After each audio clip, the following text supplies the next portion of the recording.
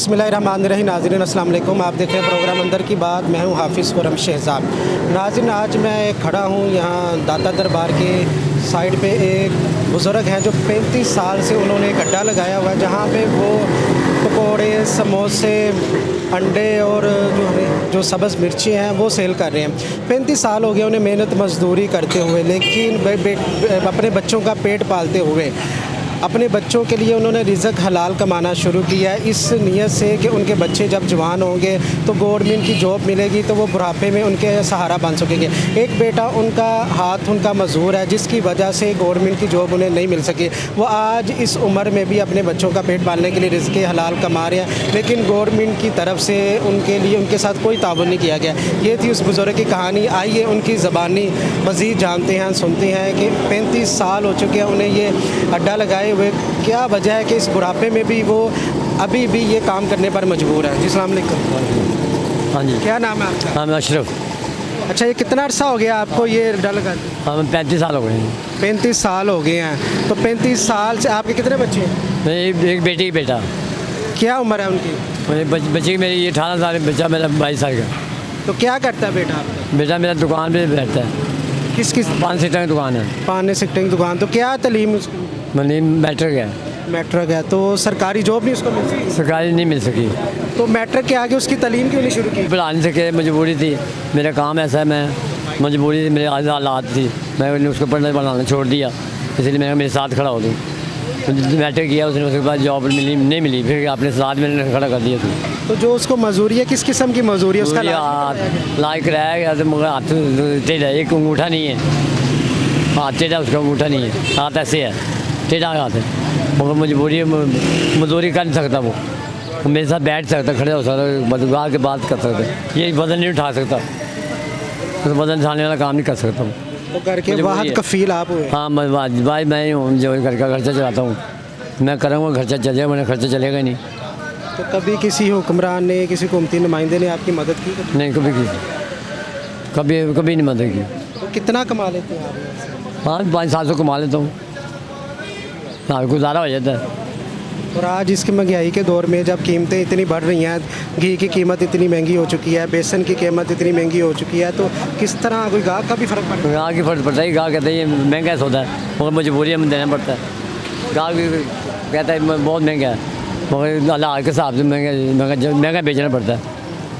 गाहक मजबूरी बताते हैं महंगा सौदा बड़ा महंगा है, इसलिए हम भी मजबूर हैं। तो बेटे का जो हाथ मजदूर था उसका इलाज करवाया आपने? हाँ कराया था इलाज, उन्हें ऐसे भी ऐसा सीधा थोड़ा कराया, उसके बाद फिर उसका ऐसे ही रहना, पैदाइशी है, शुरू से पैदाइशी आता है ऐसे, उसका नहीं, इससे ज़्यादा नहीं हो सकता। इससे ज़्यादा नहीं हो? इससे ज़्यादा नहीं हो सकता। क्या पैसा ज़्यादा मांगते थे? नहीं, ऐसे ज़्यादा हो नहीं सकता कभी।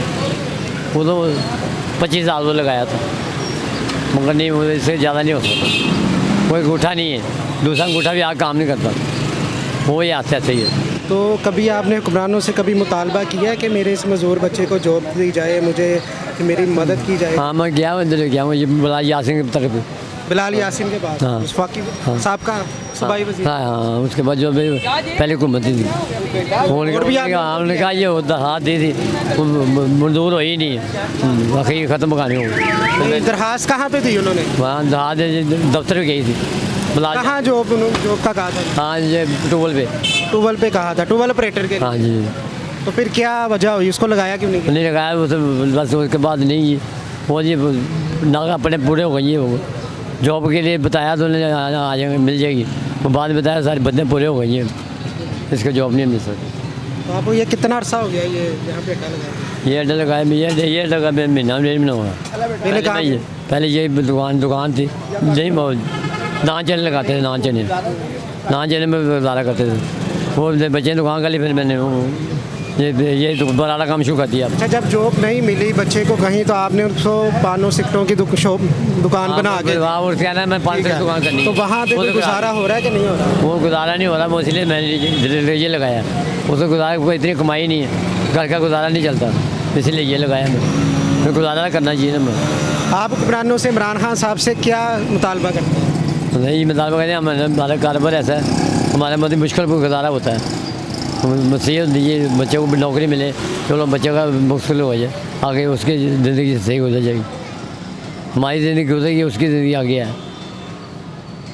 नाज़रीन, ये थे हमारे साथ बुज़ुर्ग जो 35 साल हो चुके हैं यहाँ पे ये काम करते हुए। उनका कहना था कि जी साबका जो सूबाई वज़ीर थे बिलाल यासिन, उन्होंने वादा किया था इनके बेटे को ट्यूबवेल ऑपरेटर पे लगवाने के लिए, लेकिन वो वादा वफ़ा नहीं कर सके। आज औलाद जवान है, लेकिन उस बुढ़ापे की सूरत में वो आज भी जो रिज़्क़ हलाल कमाने में मसरूफ़ हैं। ये बुज़ुर्ग उन लोगों से अच्छी हैं वो जो भीख मांगते हैं। इन्होंने आज तक किसी के आगे हाथ नहीं फैलाया, बल्कि रिज़्क़ हलाल कमाने को तरजीह दी। इमरान खान साहब, आपने पनाह गाहें बनाई, बहुत अच्छा काम किया। आप सेहत कार्ड दे रहे हैं, बहुत अच्छा काम कर रहे हैं।